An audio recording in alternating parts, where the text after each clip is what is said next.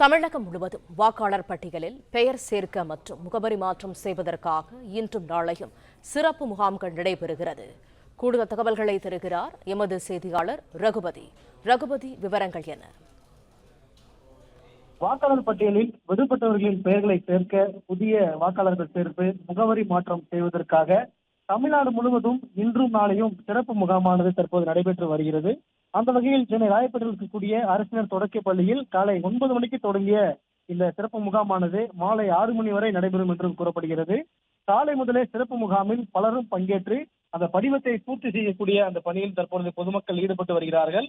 இந்த சிறப்பு முகாமானது வருகின்ற ஜனவரி 18ஆம் தேதியுடன் நிறைவடைய உள்ளதால் அந்த சிறப்பு முகாமில் பொதுமக்கள் அனைவருமே பங்கேற்று முகவரி மாற்றம் அல்லது புதிய வாக்காளர்கள் சேர்ப்பு போன்ற பல்வேறு அந்த விஷயங்களை தற்பொழுது பொதுமக்கள் செய்து வருகிறார்கள்.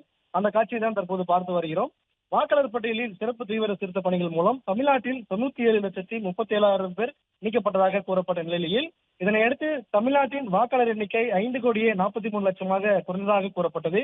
இந்த நிலையில்தான் டிசம்பர் 19ஆம் தேதி முதல் வாக்காளர் பட்டியல் பெயர் சேர்க்கும் பணிகள் தொடர்ந்து நடைபெற்று வருகிறது.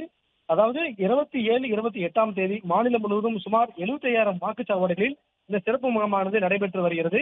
கிட்டத்தட்ட இது 3வது வாரமாக நடைபெற்று வருகிறது. இதனால் பல்வேறு பொதுமக்கள் அவர் விடுபட்டவர்களின் பெயர் சேர்ப்பது முகவரி மாற்றம் போன்ற அந்த பல்வேறு வேலைகளில் தற்போது பொதுமக்கள் ஈடுபட்டு வருகிறார்கள். இதுவரைக்கும் வாக்காளர் பட்டியலில் பெயர் சேர்க்கிறது மட்டும் கடந்த வாரத்தின் கணக்குப்படி 7,37,000 பேர் கொடுத்திருக்கிறார்கள். அதே போல் பெயர் நீக்கம் கோரி 9,535 பேர் விண்ணப்பித்துள்ளார்கள் என்றும் கூறப்படுகிறது. தகவல்களுக்கு நன்றி ரகுபதி. பிளே ஸ்டோர் மற்றும் ஆப் ஸ்டோரில் இருந்து பாலிமர் செயலியை QR கோடு மூலம் பதிவிறக்கம் செய்யுங்கள். செய்திகளை உடனுக்குடன் பெறுங்கள்.